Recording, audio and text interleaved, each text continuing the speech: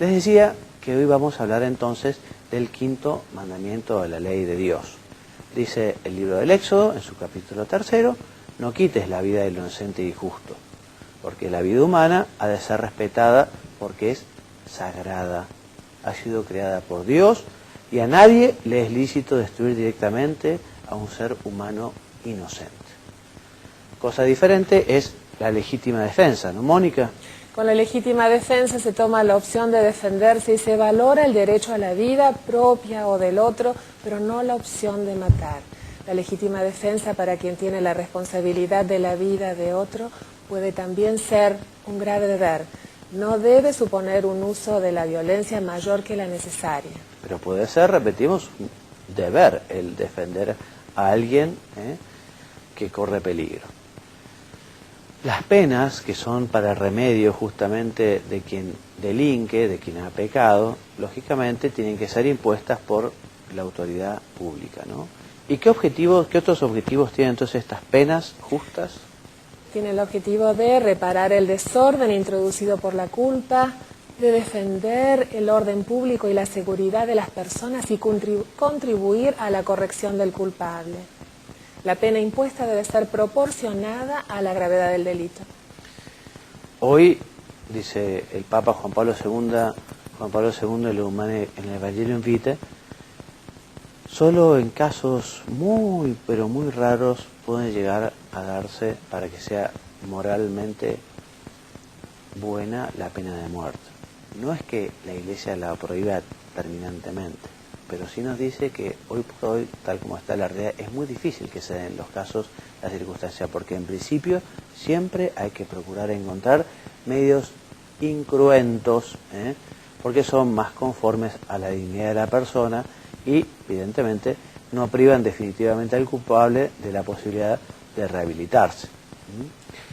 Entonces, Mónica, vamos ahora a leer los pecados que son contra el quinto mandamiento, que evidentemente el quinto mandamiento lo que hace es proteger la vida humana, ¿no? Desde su concepción hasta su muerte natural. Entonces, ¿cuáles son los pecados o qué prohíbe como gravemente contrario a la ley moral el quinto mandamiento? Primero. El homicidio, directo y voluntario, y la cooperación al mismo. Segundo. El aborto directo, querido como fin o como medio, así como la cooperación al mismo bajo pena de excomunión. Muy bien. Tercero. La eutanasia directa de las personas discapacitadas, gravemente enfermas o próximas a la muerte. Cuarto. El suicidio y la cooperación voluntaria al mismo. La responsabilidad puede quedar agravada en razón del escándalo o atenuada por particulares trastornos psíquicos o graves temores. Porque efectivamente una cosa es que esto sea pecado, pero como para que haya pecado es necesario que haya conocimiento y también que haya voluntad. Anteriormente en la Iglesia, por ejemplo, a los suicidas, por un lado, no se los a veces enterraba en un campo santo o no se rezaba en exequias. Pero claro, después la comprensión de este misterio de la vida y la muerte de los hombres y también el conocimiento de la moral, se descubre que, bueno, no todo suicida tiene por qué cometer pecado. Porque una persona puede estar, por ejemplo, dañada psíquicamente, puede estar padeciendo un trastorno tal que no sea consciente de lo que hace. Entonces puede realmente hacer un acto, pero sin tener plena conciencia y por lo tanto no sería pecado. ¿Se entiende, no? Evidentemente una persona que sufre esas depresiones hay que acompañarla especialmente y hay que cuidarla muy especialmente para que efectivamente en ninguno de estos momentos tome la decisión de quitarse la vida. Ahora, si fuera perfectamente consciente de aquello que hace, el pecado es grave, el pecado es mortal. Muy bien, esto es muy interesante, porque al hablar de la eutanasia hablamos de que se está quitando la vida a un ser humano inocente que está padeciendo una enfermedad o por vejez. A veces se lo hace con buena voluntad porque no se quiere que esa persona sufra. Pero lo que está claro es que es diferente la eutanasia de lo que es el ensañamiento terapéutico.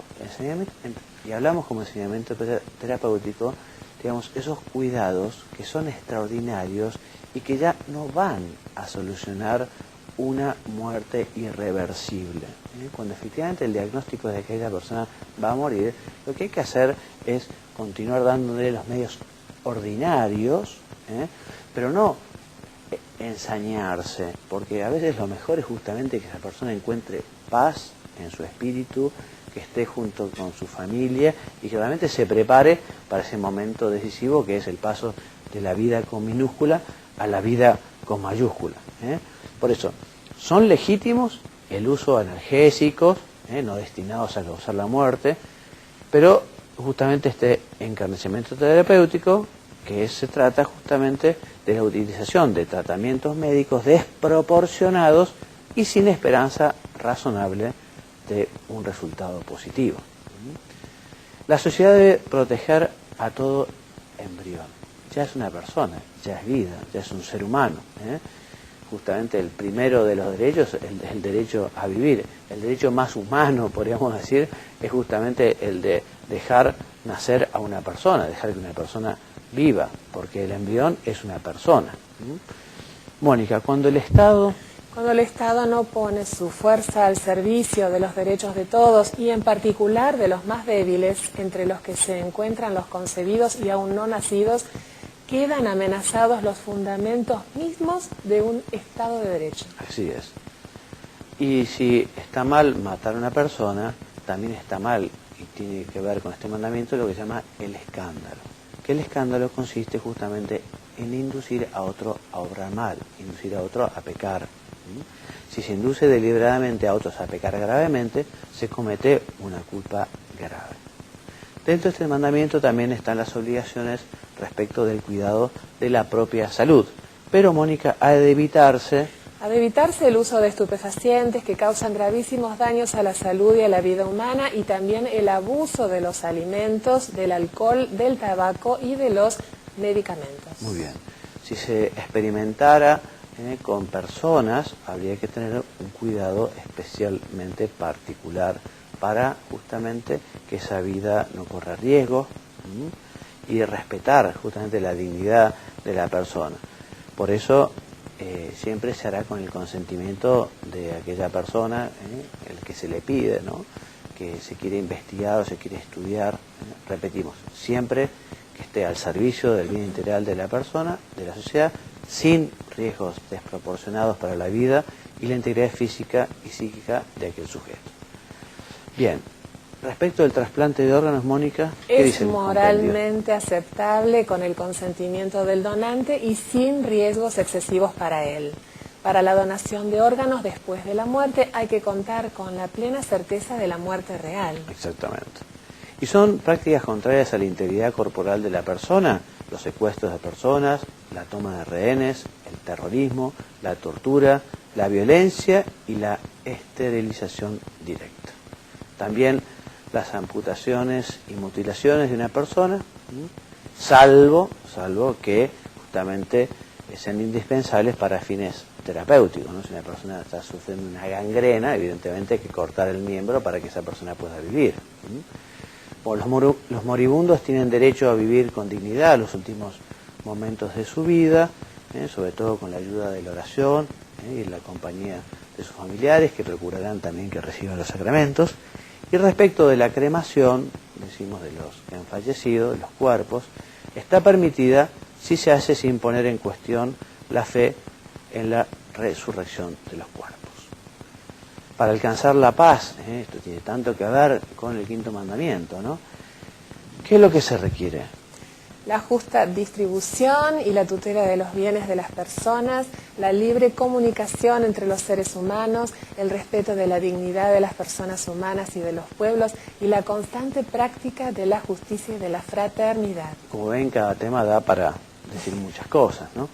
El uso de la fuerza militar está moralmente justificado, pero con algunas condiciones. Por un lado, que haya certeza de que el daño causado por el agresor es duradero y grave, la ineficacia de toda alternativa pacífica, que realmente haya fundadas posibilidades de éxito en la acción defensiva y la ausencia de males aún peores, dado el poder de los medios modernos de destrucción. Y por último, Mónica. Determinar si se dan las condiciones para un uso moral de la fuerza militar, compete al prudente juicio de los gobernantes. La ley moral permanece siempre válida, aún en caso de guerra. Se debe hacer todo lo razonablemente posible para evitar a toda costa la guerra. Porque evidentemente es el peor de los males que pueda padecer la sociedad es la guerra, y por eso hay que poner todos los medios para no llegar a ella. Mónica, entonces pasamos a estos consejos que todas las semanas nos brindás a todos. Sí, también una reflexión más. ¿Podemos ser santos? Es algo que nos tenemos que preguntar y a veces evaluar, ¿no? Hacer una autoevaluación, ver si estamos viviendo en consecuencia. ¿Es tan imposible? Vamos a ver. Dios nos creó para la vida eterna desde el momento de la concepción, como vos estabas comentándonos, Padre Juan María, enseñándonos. Y los santos labraron su santidad día tras día y a fuerza de tropiezos muchas veces. Vamos a leer en la segunda plaquita juntos lo que nos dice, unos consejos que daba San José María Escrivá. Él decía, callar, rezar, trabajar y sonreír es la actitud de los santos. En eso se podía resumir la actitud de los santos. No olvidéis que estar con Jesús es seguramente toparse con su cruz. Cuando nos abandonamos en las manos de Dios, es frecuente que Él permita que saboreemos el dolor, la soledad, las contradicciones, las calumnias, las difamaciones, las burlas, por dentro y por fuera, porque quiere conformarnos a su imagen y semejanza y tolera que nos llamen locos y que nos tomen por necios. Pero ¿qué pasó en la vida de los santos para que lleguen a estar en los altares y que los podamos venerar? Ellos supieron encontrar el amor de Dios en la cruz que les tocó. Y si pasamos a la última ya, vemos que además de haber encontrado el amor de Dios en su cruz, ellos supieron hacer extraordinariamente bien eso que les tocaba hacer, cumplir su misión. Es decir, hicieron su voluntad acorde, en consonancia con la voluntad de Dios. Entonces, si podemos ser santos o no, una vez así, podemos, ¿no es cierto? Pero la responsabilidad es toda nuestra. Solamente pensemos en eso.